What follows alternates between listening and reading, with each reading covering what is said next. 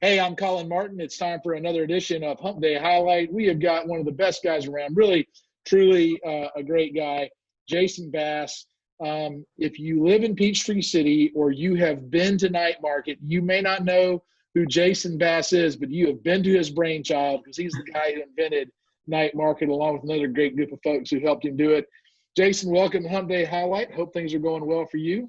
Thanks, Colin. Yeah, having a great day. So you own Jason Hunter Design.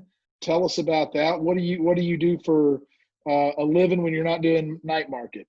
Yeah, night market is definitely a passion for bringing community together, but Jason Hunter Design has been my business for almost 20 years now. Started when I was in college building websites for friends, and as I continued to get paid for it and got some larger jobs, I expanded my team. And now I've got a network of people who work with me on all size projects for all different types of businesses. And we basically handle everything that touches a website, from the content that goes on the pages. We have relationships with photographers and videographers to help with that sort of content as well. And then after the project is done, we handle everything from social media to search engine optimization and digital media advertising as well.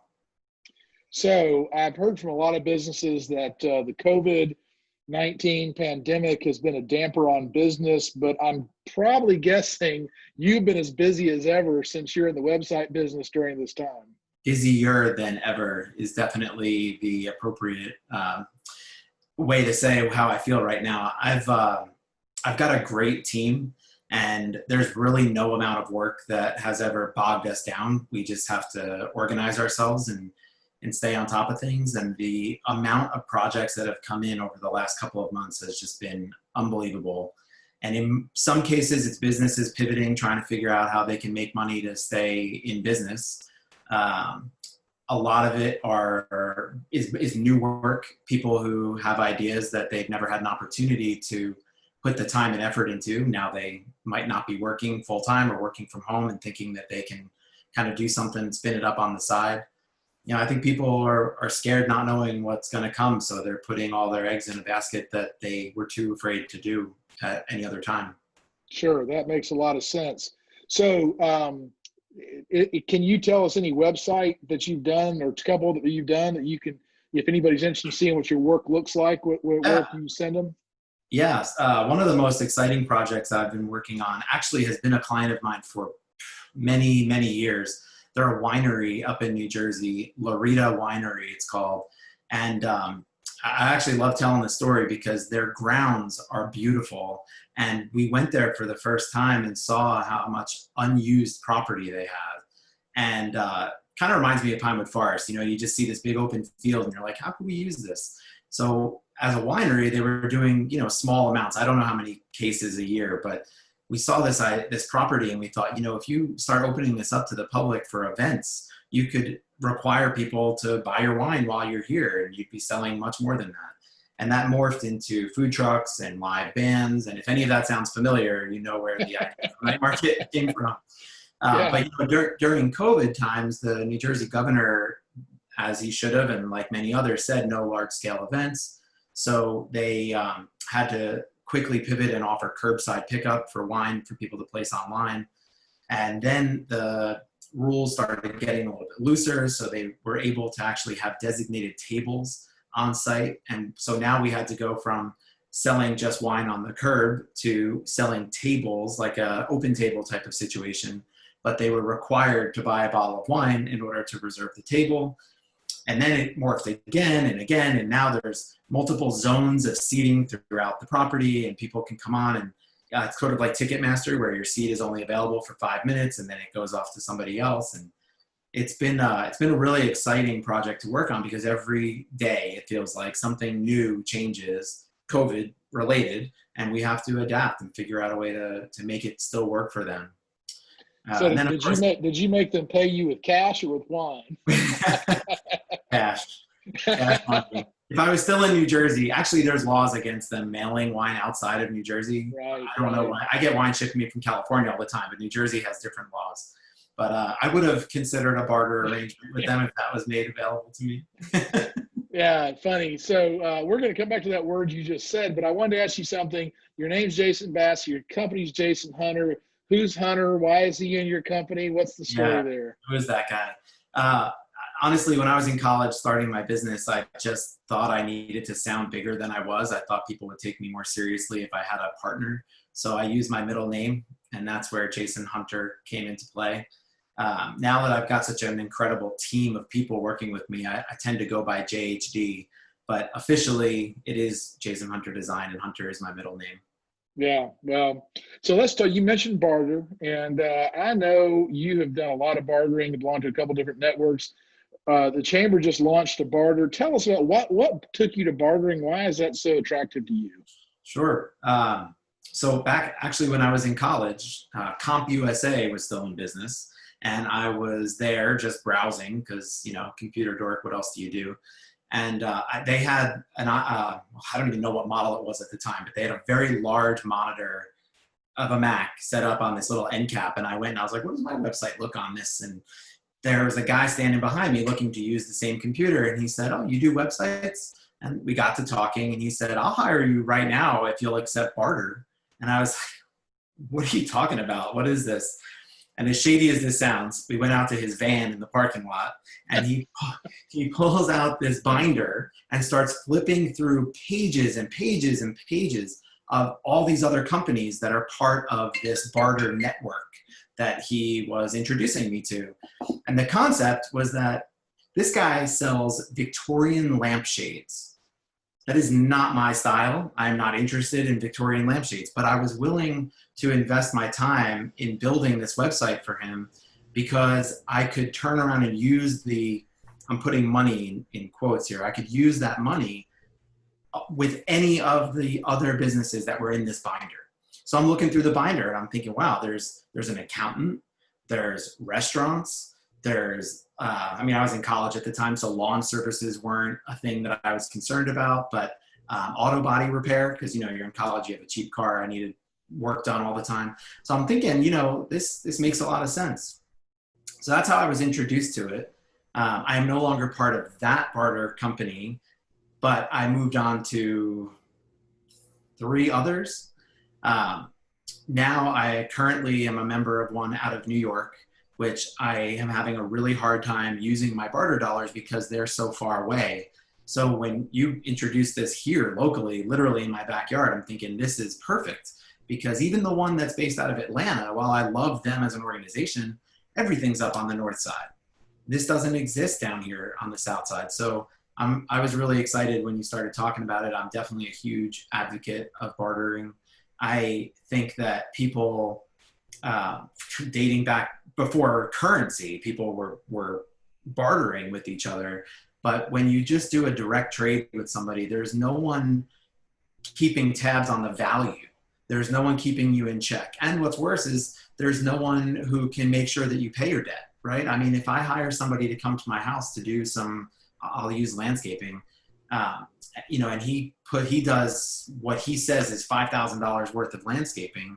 Well, now I'm responsible for doing web work in that amount, right on the nose. Because then what happens if I go over or under? Then it's like, well, you still owe me, and it just gets hairy. So the idea of hiring a landscaper who doesn't necessarily need to hire me, or vice versa, makes this whole system just so much more flexible. So I have to ask, what's the most interesting thing that you have bartered for? Interesting thing. Or the coolest, or the most Yeah. memorable, whatever you want to do. I gave one of my employees a trip to Mexico. I paid for that using barter. The funny part about that story is that his fiance she didn't have a passport, never traveled outside of the country, and had cold feet about going. So he actually gave the trip back to me, and my wife and I went. We had a great time. I gave him a different kind of a gift, but but that was a really cool thing to buy. I mean, people don't usually think of travel that you have to fly to. I have definitely rented some beautiful cabins up in Pigeon Forge and all throughout northern Georgia, all on barter. Definitely repair work on cars has been one of the most helpful things, but we get all of our eyeglasses, all of our dental work, all of that stuff is all done on barter. And Cool. right now I'm looking for landscape lighting. I'd really like to get some uplighting on the house, really make our house look more dramatic. I had our sidewalks and driveways power washed on Barter recently. I intend to have our whole house painted on Barter in the next while. I'd love to get new carpet in the house, but I can find installers. I just can't find the actual carpet. So, I mean, my advice to anybody who's considering this or who is a member is do not spend cash until you call your broker at the Fayette Chamber of Commerce to see who else is on Barter that might be able to offer that service. Because even if they're not members yet, you certainly know people who are in those industries and you can make those connections for us. And I mean, I think that's one of the most valuable parts of the chamber offering this barter network is the pre-existing relationships that you guys have. Well, thank you for saying that. And certainly that's our intent, and to help during this time, help business owners like you preserve cash flow, which is always important. So you're not spending cash on things you can barter for. You can keep that for paying your employees, and that's our plan. So I always do what I call the 3 H's to wrap things up. Something you're hopeful about, something that you grew from, and something that I forgot the terms already. But we'll just start with this. What are you something hopeful? What are something you're hopeful about in the future? I mean, I think that's probably obvious at this point. I'm hopeful that this chaos will end at some point, that things will go back to normal. We have neighbors who we're actually really looking forward to going on a double date with, but everything has been put on hold until we can actually go somewhere where we don't have to wear masks. Yeah. You know, I mean, I honestly feel like wearing a mask is the bane of my existence right now. I hate it more than anything. And I really want that to end, because I find that I'm not going to the places that I normally would just because I don't want to have to wear the mask. I'm more likely to do a curbside pickup because I don't want to even have to go inside to put it on. Yeah. Those things have proven to be convenient, but they're not ideal. It's not how I want to live my life. I'm much more of a people person.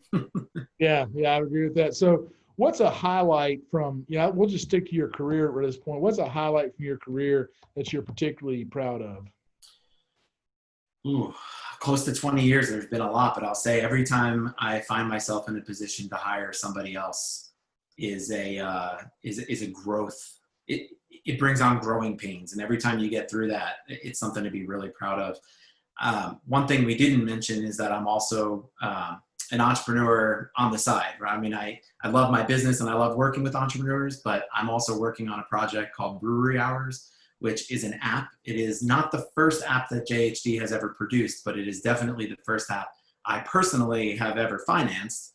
And that puts a whole different spin on it. And that app is actually right now in the hands of Apple, waiting for them to give us approval and go live, which this whole experience has been a tremendous growth process for me. And I'm really excited about being able to take all the lessons I've learned in this experience and put it towards paying clients, hopefully, who are looking to have apps developed. We are proficient in it now. I mean, I could go into long details about the whole process, but I'll leave it at that. Yeah. And so what's a setback you grew from? I had an audit an IRS audit in 2004, 2005. That was a tremendous blow. I had an accountant that probably was not looking out for me as best they should. I switched accountants, and then when it was time for this audit, they were no longer to be found, and that was a disaster. And I learned a lot from that experience of just more about bookkeeping and God, I mean, the list goes on, but what it led me to is to hire journals and ledgers to take care of my books for me. And while they're not accountants, they do a phenomenal job of making sure that my balance sheet is always clean and my profit and loss statement is clear. And now for the first time in 20 years, I feel like at any given moment, I know exactly where I'm at. And that is not something I could have said when I was being called in to defend myself back then. Yeah, and Journals and Letters is a proud member of the Fayette Chamber of Commerce, I might add. So, well, Jason, look, I can't think of anybody who is as community-minded as you. I mean, you talked about You've got your business here. You did night market. We didn't even mention the fact you're involved in StartUp Fayette, plus a number of other entrepreneurial pursuits that you do. You really are a Renaissance man in a lot of ways, and just really one of the most positive, friendly guys around. And one of the first people I met when I got here, it was a blessing to meet you. So I'm proud to call you a friend, and I'm proud that you're a member of our chamber. So thanks, Colin. I really appreciate that. And you're absolutely right. This is where I've decided to really set my roots in here. 30 years in New Jersey was wonderful, but this is home, and I love the people I've met, and the various organizations I've had the opportunity to work with have been really great. And nobody asks you what exit you live on, right? Not here, no. That's funny. When people do actually ask me what exit, I have to think about it because I've stopped thinking in those terms for so long now. Right. Well, Jason, thanks so much for joining us today. Have a great week, and we just appreciate everything you do. Thanks, Colin.